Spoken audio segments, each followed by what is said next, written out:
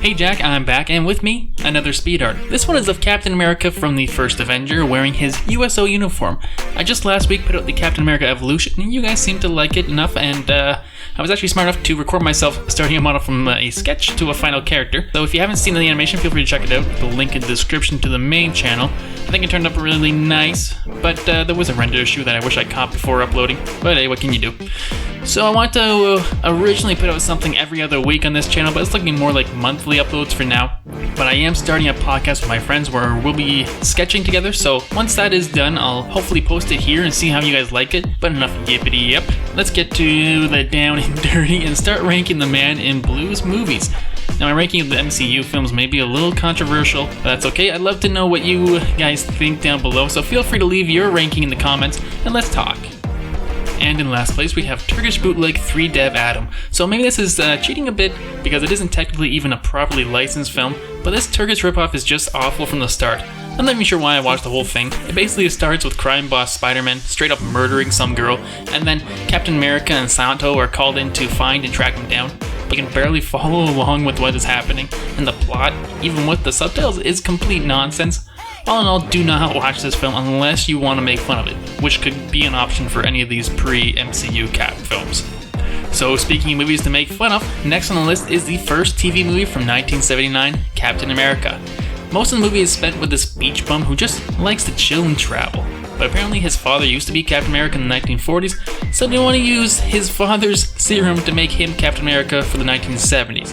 But for about 2/3 of this movie, he keeps turning them down until he gets into a car accident and they unwillingly just give him the serum. Then he's like, oh okay, I guess I'm Captain America now. The costuming was also hugely inspired by Daredevil Evel Knievel, who was a motorcycle stuntman at the time, so that's why the costuming just looks downright awful.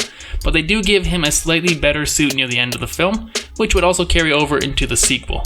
But all in all, the plot is super rushed and undeveloped after he becomes Captain America, so this is certainly a skip it and miss it kind of film. And now what many people consider to be the worst Captain America film, Captain America from 1990. And while I agree it's pretty nonsensical, at least he becomes Captain America pretty quickly and stays that way for most of the film. Unfortunately, he doesn't really feel all that heroic, and since the first part of the film is spent in the 1940s, then the rest is spent in modern day, the plot feels like it's two films sort of mashed together, and I feel like the first part alone would have been a more interesting story, and funnily enough, that is basically the plot of the first MCU Captain America movie. But after he gets unfrozen in the 1990 film, it just kind of hits a big snooze button, and I'm still barely awake after watching it. So yeah, this is another movie that you should be skipping. And coming in at number 5 is the 1944 serial Captain America. And yeah, I realize that 3 films in a row here have been named Captain America, but titles could be simpler back then. They didn't really have to worry about Google SEO and searching for films. But anyway, yes, I sat through the whole 3-hour-long black and white serial, and while it's a little bit repetitive, I think of all the serials I have watched, so basically the 2 Batman ones and this one is actually the most entertaining. The villain is super cheesy, Captain America looks awful and out of shape, and the acting is subpar at best, but I think a lot of that adds up to at least a watchable film in one way or another. But I wouldn't suggest watching this outright, maybe in the background while you're working or playing games, otherwise you will get bored. So coming in at number 4 is the sequel to the 1979 TV movie, Captain America 2, Death Too Soon.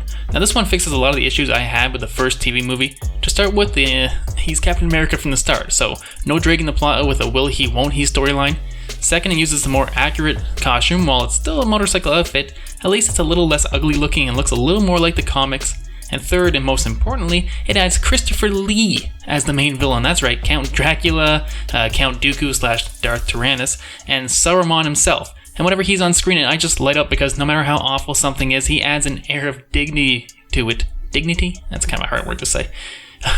But it makes it easy to watch. So I'd say skip the first one and skip all the other films before on this list and just watch this one. It's cheesy fun, and you have a couple of friends around to make fun of it, all the better.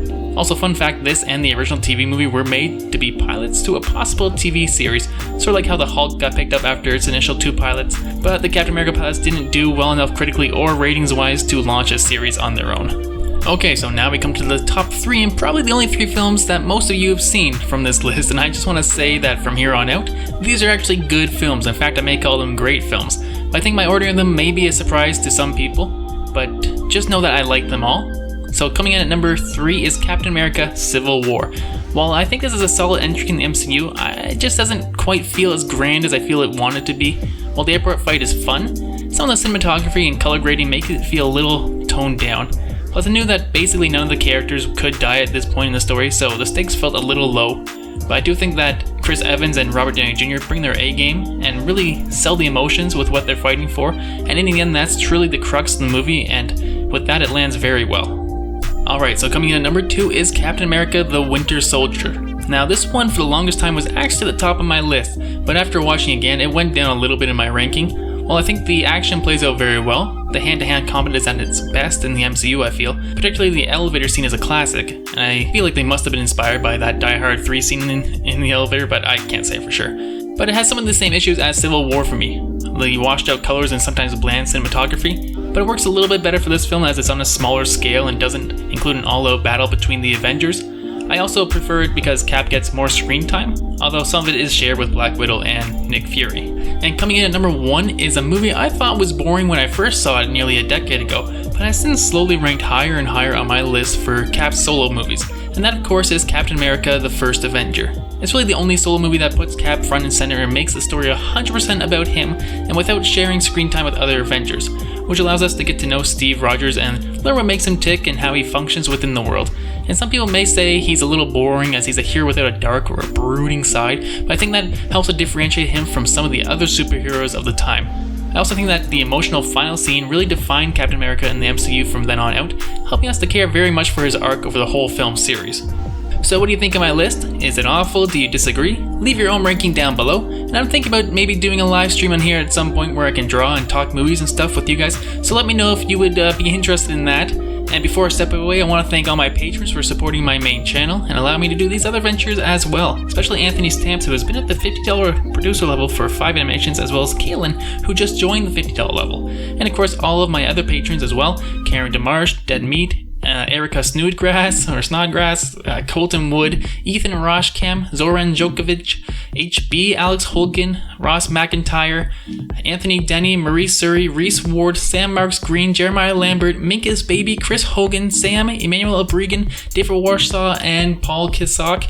I'm sure I pronounced somebody's name wrong, but if you'd like to support the main channel and in turn this channel, there's a link in description so you can become a Tell It Animated hero as well. And until next time, I've been Aaron, and I'll tell you something later.